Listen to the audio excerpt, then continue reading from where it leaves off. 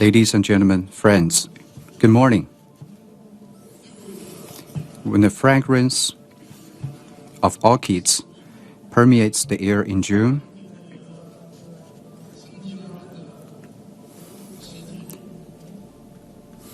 I'm very glad to come to Singapore and join you at the 21st Shangri-La Dialogue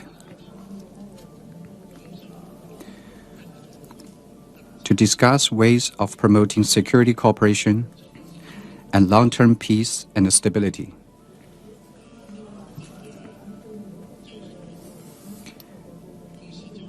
Being here in this beautiful Lion City, where East meets West and different cultures blend with each other, we see Singapore's remarkable transformation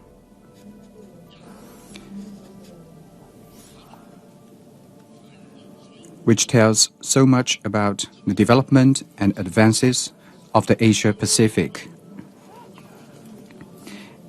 And the very purpose of us to gather here today is to promote the well-being of our people and contribute our share to global security. Ladies and gentlemen, friends, in today's turbulent world, people of all countries have a stronger desire for peace and development. Decades of peace and prosperity in Asia-Pacific and the remarkable Asia-Pacific miracle have injected a strong impetus into world development and served as an anchor for global security. It has taught us a lot of things. People in the Asia-Pacific are committed to harmony and peace. For thousands of years, countries with different cultures, religions, ethnic groups, and social systems have lived in a close community. Exchanges and mutual learning among countries has created a culture of harmonious coexistence.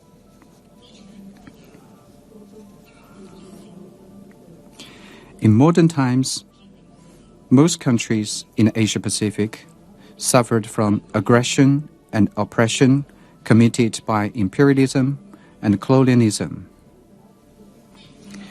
With a shared memory of devastating wars and turbulence, our people cherish peace more than anything else. Despite problems and differences that have occurred from time to time, dialogue and consultation have always been our favorite choice for resolving differences and disagreements. The 5 principles of peaceful coexistence, initiated by China and other regional countries 70 years ago, remains highly relevant today as a fundamental norm governing state-to-state relations.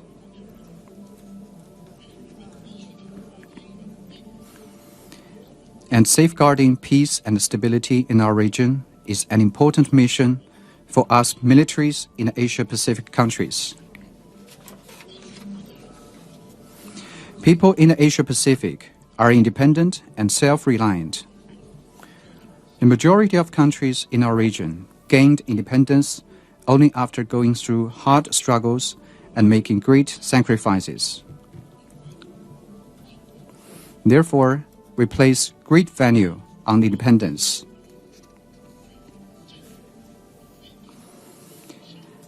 And our people are against any attempt to turn our countries into vassal states or draw us into bloc confrontations. We hope to live in an equal and orderly multipolar world. In the course of pursuing development and national renewal, we have chosen social systems and paths suited to our respective national conditions. We have taken independent foreign and defense policies and achieved development and progress with our dedicated efforts. Our people have firmly rejected infiltration, sabotage, and coercion by outside forces. We, countries in the Asia-Pacific, have the ability and confidence to resolve issues in our region. Our people despise those who attempt to bolster themselves by taking orders from hegemonic powers. We're confident that some countercurrents in one area or another can never block the overriding trend of our times. We, the militaries of countries in our region, will always serve as a pillar for boosting our independence and self-development. People in the Asia-Pacific have always supported each other through thick and thin. Being close neighbors bound together by mountains and waters and common interests, the Asia-Pacific countries are naturally a community with a shared future. We have worked in solidarity to resist aggression, fight disasters, and pursue development. We wish each other well as neighbors, just as members of a family do to each other. In the face of common security challenges, no country can stay unaffected. And there is no such thing as absolute security or exclusive security. Regional countries have a fine tradition of reaching out to neighbors who are in need. Despite twists and turns in the past decades, the pursuit of common development and win-win cooperation has remained the prevailing trend. Attempt at decoupling, cutting supply chains, or building a small yard with high fences will find no support here. Our people long for unity, cooperation, and a peaceful life, and we militaries should provide strong support for such aspirations. We owe the hard-won stability and prosperity in the Asia-Pacific to the vision and concerted efforts of our people. And we should cherish such stability and prosperity.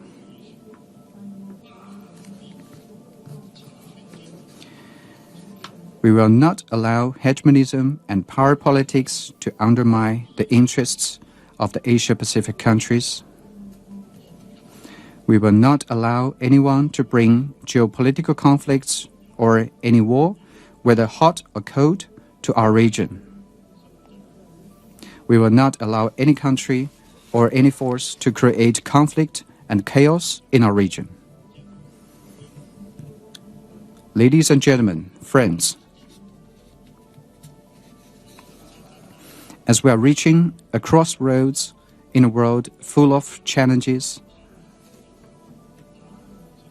countries are exploring ways to promote peace and development. China, as a responsible major country, is ready to share its practices that have proved successful and work together with other countries to embrace a bright future.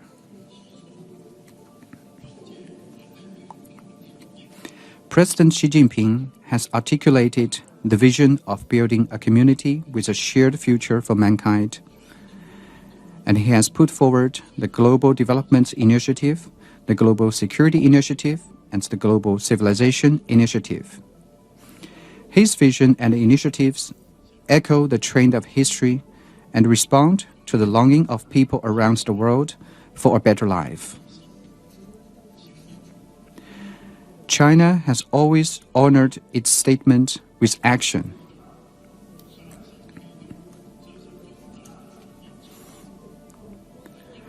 The Chinese military stands ready to work with other counterparts to pursue these major initiatives in the Asia-Pacific to deliver more benefits to our people. This is consistent with China's defense policy and guidelines.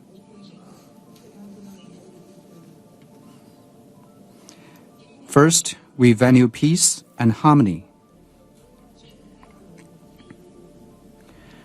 China's strategic culture is anchored on universal love and non-aggression.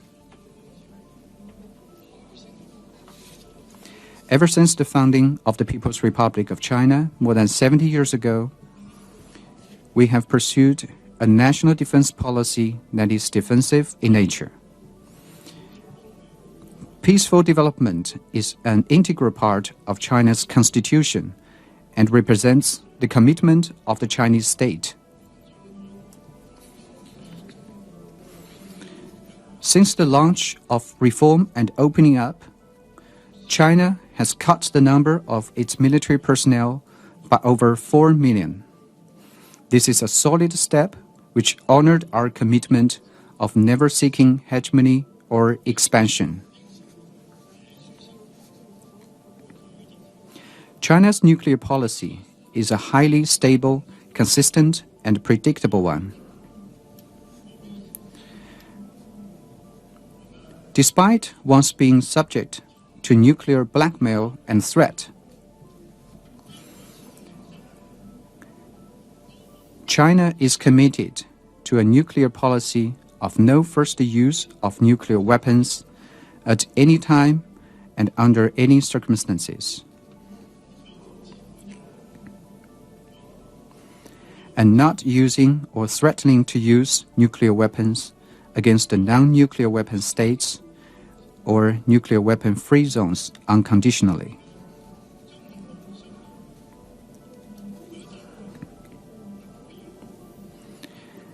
We have solemnly stated that a nuclear war cannot be won and must never be fought. China is willing to take the lead in signing the protocol to the Treaty on the Southeast Asia Nuclear Weapon-Free Zone.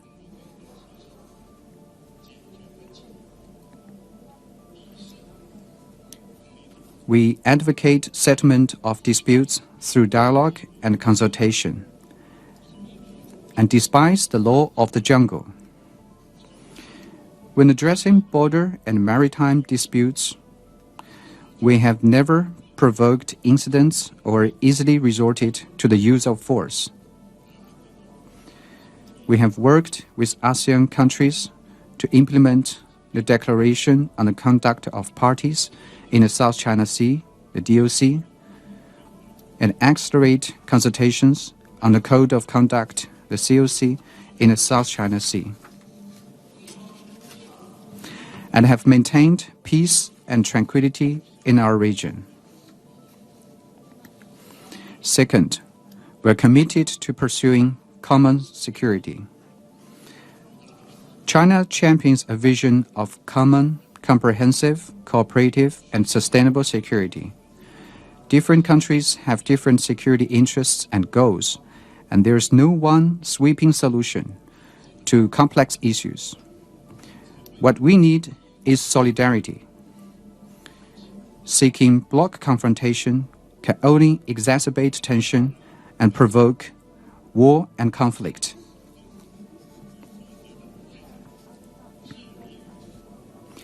On the Ukraine crisis, China has been promoting peace talks with a responsible attitude. We have never provided weapons to either party of the conflict. We have put strict control on the export of dual-use items and have never done anything to fan the flames. We stand firmly on the side of peace and dialogue.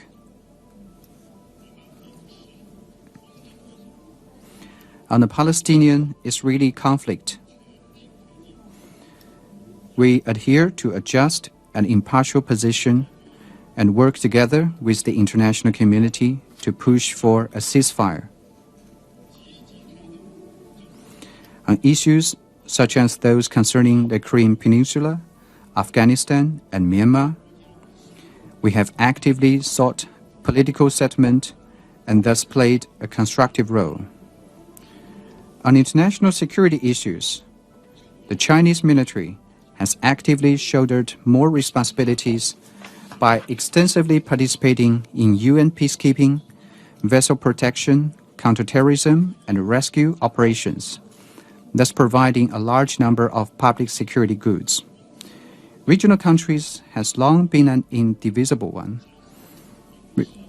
We stand ready to work with all of you to build an Asia-Pacific community with a shared future and share the benefits of security and development. Third, we are committed to equality and mutual respect. China holds that all countries are equal regardless of their size, and all militaries are equal regardless of their strength. And countries and their militaries should act in good faith and treat each other with mutual respect. The Chinese military never acts from the so-called position of strength in its relations with foreign militaries. At the same time, others should not expect to impose their will on us. China pursues the common good and shared interests above anything else in our defense cooperation with other countries. We are committed to engaging in extensive consultation and joint contribution for shared benefits and building trustworthy security partners among us. The Chinese military has always reached out to those in need. We have also received strong support from a lot of friends, for which I wish to express my deep appreciation to you. On international and regional security issues, China has never coerced others into taking sides or interfered in the internal affairs of other countries. We are committed to promoting equal rights, equal rules, and equal opportunities for all countries. Fourth, we are committed to openness and inclusiveness. The Chinese military upholds openness and cooperation. Today, we have military exchanges with more than 150 countries. We are open and above board, and we strive to pursue mutual benefit and common progress. I know many of you follow with great interest the China-US military-to-military relationship, because whether such relationship is stable matters to global security and stability. China's position is consistent and clear. We stay open to exchanges and cooperation with the US military, but this requires efforts from both sides. As we see it, it is because the two militaries have differences that there is a greater need for communication. Even though we have different development paths, we should not pursue confrontation with each other. The Chinese and US militaries should value peace, uphold stability, act in good faith, and find the right way to get along with each other. This will instill more confidence in the world and our region.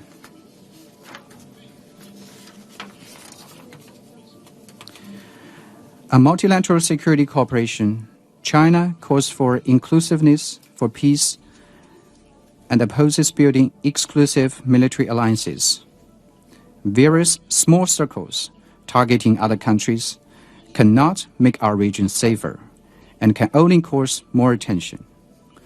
The Chinese military will take a more open approach and work with the militaries in countries of our region to build a new type of security partnership featuring equality, mutual trust, and win-win cooperation.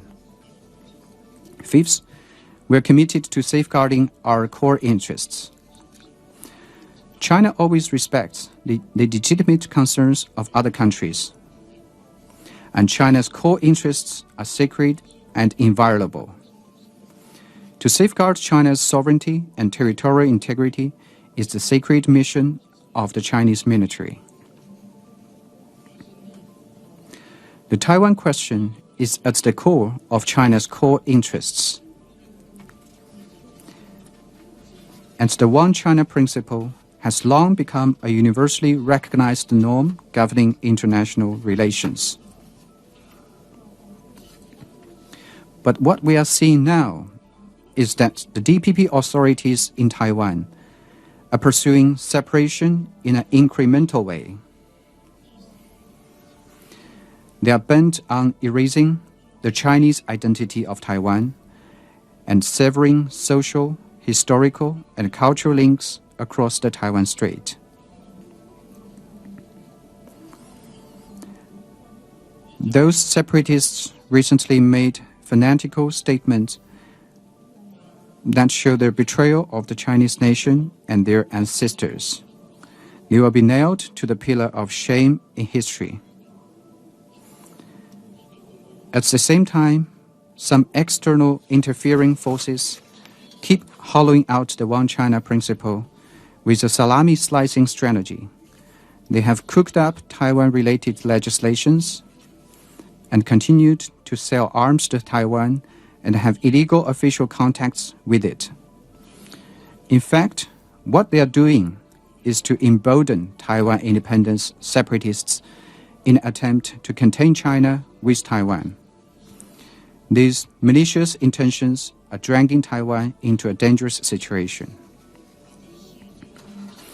China's handling of Taiwan-related issues in accordance with its laws is entirely an internal affair of China, which brooks no foreign interference. China stays committed to peaceful reunification. However, this prospect is increasingly being eroded by separatists for Taiwan independence and foreign forces. The danger of national division is still there. The Chinese People's Liberation Army will remain a strong force for upholding national reunification. We will take resolute actions to curb Taiwan independence and make sure such a plot never succeeds. Anyone who dares to separate Taiwan from China will only end up in self-destruction. Ladies and gentlemen, friends, in a world that is far from peaceful, can we Asia-Pacific countries continue to shield ourselves against the war and enjoy lasting peace? Can we follow our own path of development and achieve common prosperity? Can we reject the Cold War mentality and maintain our big and harmonious family? To answer these questions of our times, every country needs to spring into action with a strong sense of responsibility, credibility, and sincerity to achieve win-win outcomes. Amid the profound changes, we need to build a framework of regional security cooperation that is open, transparent, and based on equality, one that features equal participation and friendly exchanges and is free from bloc confrontation. We should strive to make the Asia-Pacific an anchor for global stability and development. With this in mind, I believe that it is imperative for us to do the following.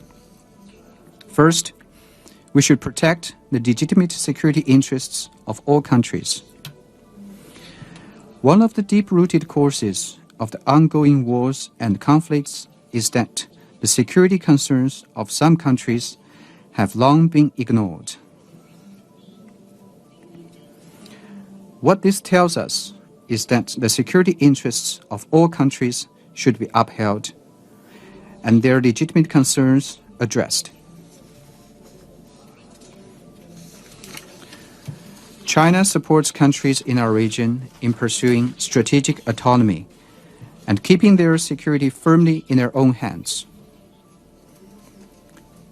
We will, as always, uphold fairness and justice for other developing countries and create more opportunities for them to engage in security governance on an equal basis.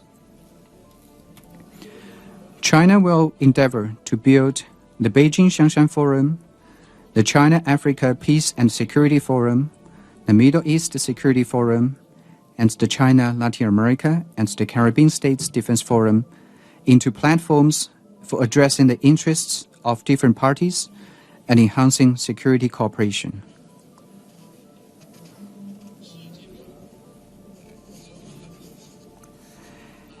Second, we should build a more just and equitable international order. There's only one international system, namely the international system with the United Nations at its core. There's only one international order, namely the international order underpinned by international law. The ongoing Palestinian-Israeli conflict has created a humanitarian catastrophe. International fairness and justice is severely undermined by double standard. The painful lesson we should learn is that the authority of the UN must be strengthened, not weakened, and the international law must be upheld, not violated. The Chinese military will enhance policy coordination with foreign defense authorities under the UN framework. We will make greater contributions to UN peacekeeping, build high-standard standby forces, and dispatch new types of forces for peacekeeping. Regarding the disputes on the sovereignty over islands and reefs, and maritime rights and interests, I want to say that the authority of international law is based on the principles of respecting facts and upholding justice. On behaviors of fabricating historic facts, spreading false narratives, attempting to enforce the illegal arbitration award, and confusing right with wrong, we're very much concerned that such behaviors of pretending to uphold fairness and justice and blackmailing others under the guise of international law will severely damage international rule of law.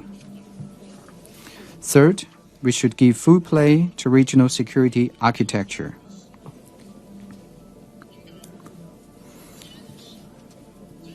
China upholds true multilateralism in regional security affairs.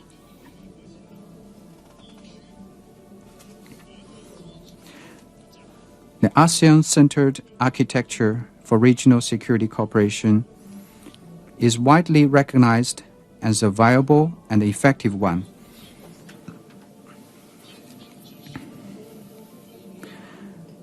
China will continue to firmly support ASEAN centrality and oppose any act to weaken it. We hope other major countries will also express their support for ASEAN centrality.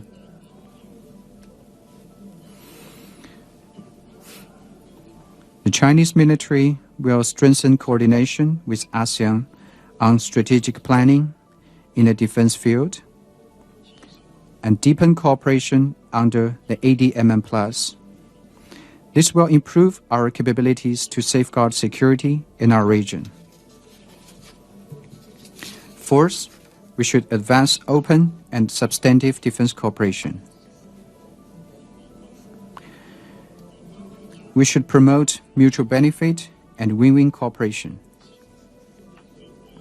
Relevant countries should abandon their zero-sum mindset, arrogance, and bias, and treat regional countries with sincerity.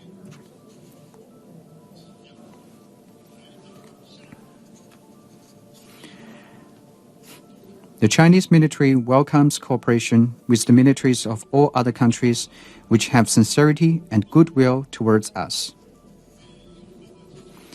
We will make further efforts for openness and cooperation.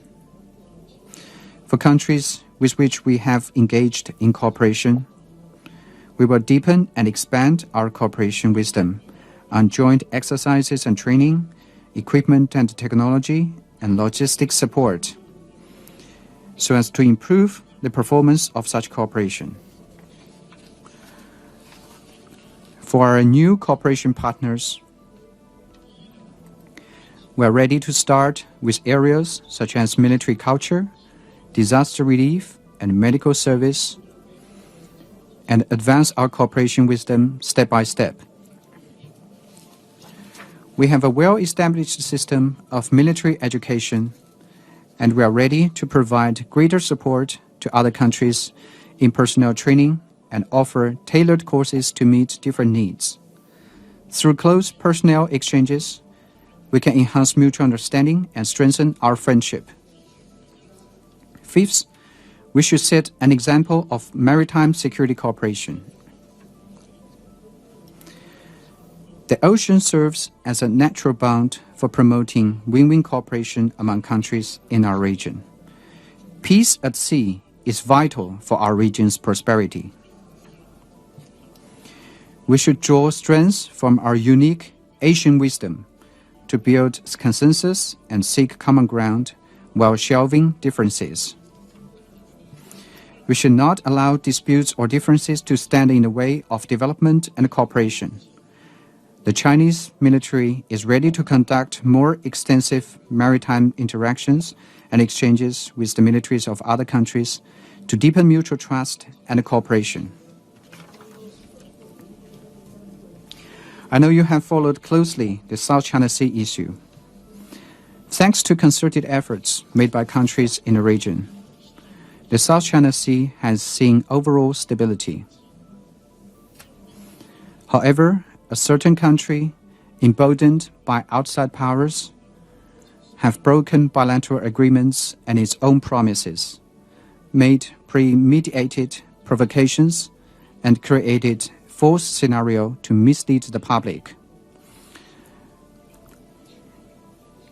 Moreover, it has ignored the overall interests of our region and violated the ASEAN Charter by allowing an outside country to deploy a mid-range missile system. This act will endanger the security and stability of our region, and it will eventually backfire.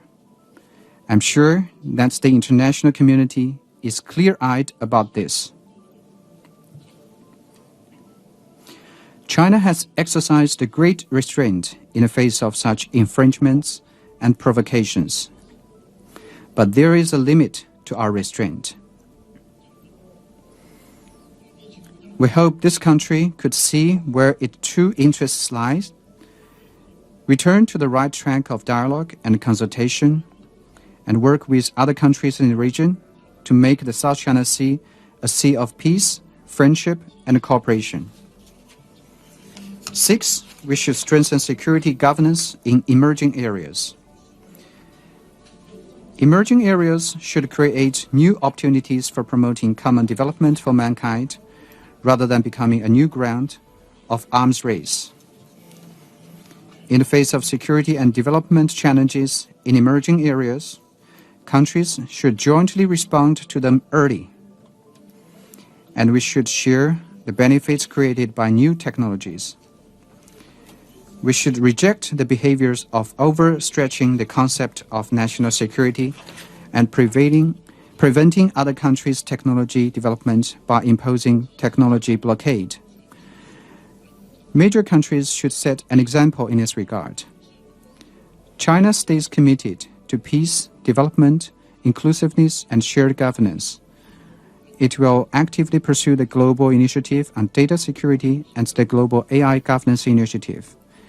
We will engage in extensive security dialogues in emerging areas with other countries and jointly establish rules of governance that fully meet developing countries' interests and deliver benefits of new technologies to all.